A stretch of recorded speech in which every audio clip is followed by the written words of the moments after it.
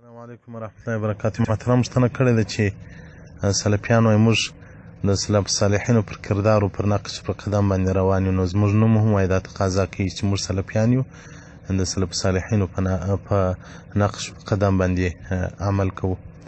محترمه دوی څو نومان لري. دوی وخت په وهابیانو باندې مسما ول چې محمد بن عبدالوهاب نجد هند نسبت کېدی، بیا چې په هغه کې بدنامه سول د هندو علماو د ماوراء النهر علماو د دې مقابله وکوله. بیا انګریزان دوی ته نوی نوم ورکړي چې اهل حدیث په نامه باندې، یعنې په حدیث باندې عمل کوي، چې په هغه کې بیا د دې حقایق رالت سول، بدنامه سول. بیا دوی ځان ته د سلفیانو لقب ورکړي چې موږ د سلف صالحینو پر نقش پر قدم باندې روان یو. د دې به لږ بحث وکړو. مصنف ته ابن شیبه او مصنف ته عبدالرزاق په کتاب الفتن کې یو واقعه ذکر کوي چې د مکې مکرمې د فتح په ورځ باندې چې مکه مکرمه فتح سول، رسول الله صلی الله علیه وسلم غنیمتونه تقسیمول. یو سپین کالی سړی رالی اثر السجود یا په تندي کې، یعنې دا تور ټکی یې په تندي کې معلوم و، لکه دا اوس د بعض سلفیانو په تندیانو کې هغه تور ټکي شته. رسول الله صلی الله علیه وسلم بارک ته رالی چې ماته یې څه غنیمت راکړه. غنیمت خو د مسکینو فقراو حق دی. رسول الله صلی الله علیه وسلم نه کوي ور.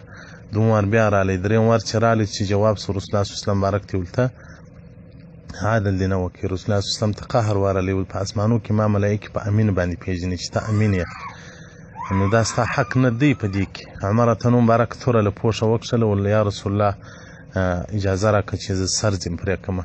رسول الله صلی الله علیه وسلم ول پرېږده، زما په امت کې به د ده د اولادې څخه یو غټ فتنه پورته شي. دغه و د ابوبکر صدیق رضی الله عنه په زمانه کې هم وله، خو لږ و کم و. عمر ته نو مبارک په زمانه کې وله، او د عثمان رضی الله عنه په زمانه کې وله کم وله، پټ وله. د علي کرم الله وجهه په زمانه کې را پیدا سوله. نو دوی ته رسول الله صلی الله علیه وسلم د خوارجو نوم ورکړی دی. دوی خوارج دي، خوارج دي. دوی د دې اصل نوم چې شرایط دوی ته وړاندې کړی دی خوارج دي. رسول الله صلی الله علیه وسلم الخوارج کلاب النار، دغه خوارج به د اور سپي وي، د دوزخیانو دپاره به یو نوع عذاب وي. نو دوی په اصل کې خوارج دي. نو دوی اوس ځان ته نوي نومان ورکوي، ځان له دغه څخه کاږي، له خوارجتوبه څخه، بلکې دوی ټول خوارج دي. رد المحتار جلد 3 صفحه 319 باب البغات، هغه وایي چې دغه ډول زموږ د زمانې خوارج چې هغه د محمد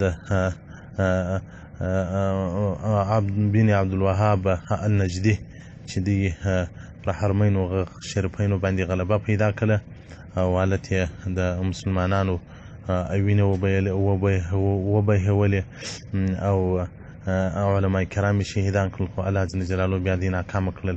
په سنه 1233 کې دوی راښکاره سوي دي.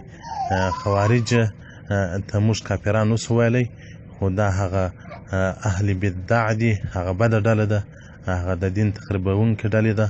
او دغه رنګه مهند علی المفند چې د دیوبند د علماو عقیده یې وړاندې کړې ده، المهند علی المفند فی عقاید علماء دیوبند، چې د خلیل احمد انسان فوروي رحمت الله علیه مبارک یو کتاب دی چې هغه یو ډېر ښه کتاب دی چې د وهابیانو د بریولیانو په مابینځ کې یو معتدله ډله چې هغه اهل دیوبند دي، چې نه بریولیان پر حق دي نه وهابیان پر حق دي.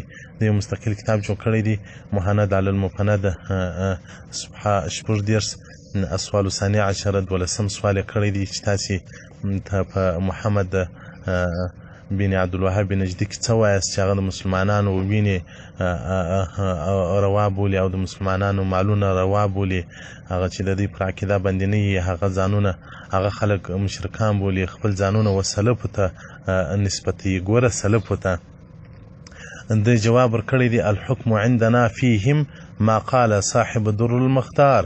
د یو زموږ حکم هم دغه رنګه دی لکه څنګه چې صاحب د رد المحتار او د در المختار ویلی دی، چې هغه خوارج دی، یو قوم دی، هغه پر مسلمانانو باندې هغه حمله وکوله، مسلمانان شهیدان کړله، مسلمانان باندې د کفر فتوا جاری کړله. نو سلفیان، وهابیان، اهل حدیث، پنجپیریان، دا ټول هغه خلک دي چې هغه د مشرکینو په حق کې آیاتونه راځي دي، مسلمانان په کافران کوي، مسلمانان په مشرکین کوي. داسې نومونه ولیدله لکه د داعش ته چې هغه افغانان چې ژیرې په اسلام کې راسپینې سولې، هغه افغانان چې د صلاح الدین ایوبي تاریخ لري را ژوندی کړی دی، هغه افغانان چې د دنیا په کونج کونج کې دی قرباني ورکړي دي، هغه افغانان دی پر ډبو باندې کښېنول، ډبې یې پر پټاو کړل، شهیدان یې کړل. بس له دې ما سوا بل ټول نور خلک کافران دی بولي. دغه ډول په سیف القندهاري یو کتاب دی چې د دې د مشر امین سلفی نومیږي، په پېښور کې دی، د وهابیانو دغه په رد کې جوړ کړی دی. دغه سیف القندهاري د شیخ مولانا عبیدالله رحمت الله علیه کتاب دی، هغه په کندهار کې سلفیان وله. د ظاهرشاه په وخت کې بیا یو موږ ځینې راواړوه، عقیده مو ورسمه کړله. ده به ویل موږ ته د خپل مشران وایي چې په بازار کې هندوان ته سلام ور اچوئ، خو لیکن دا نور مشرکین ته یې مه ور اچوئ، تر دغه نور دا هندوان ډېر ښه دي. د دوی په نیز موږ ټول مشرکین یو. دوی وایي مسجد مندر، ابو حنیفه مشرک کافر، او دا چې اوس دوی ژبې بدلوي، کم ځای کې چې دوی په نرمي کې ګټې بیا ته نرمي کوي، کم ځای چې بیا د دوی د زور ځای راسي بیا ته زور استعمالوي، نو دوی نه د سلفو پر قدم دي. انهم اخوة الشیاطین، د شیطانانو ورونه دي، ورځ قیامت هم د شیطانانو ملګري. والسلام علیکم ورحمة الله وبرکاته.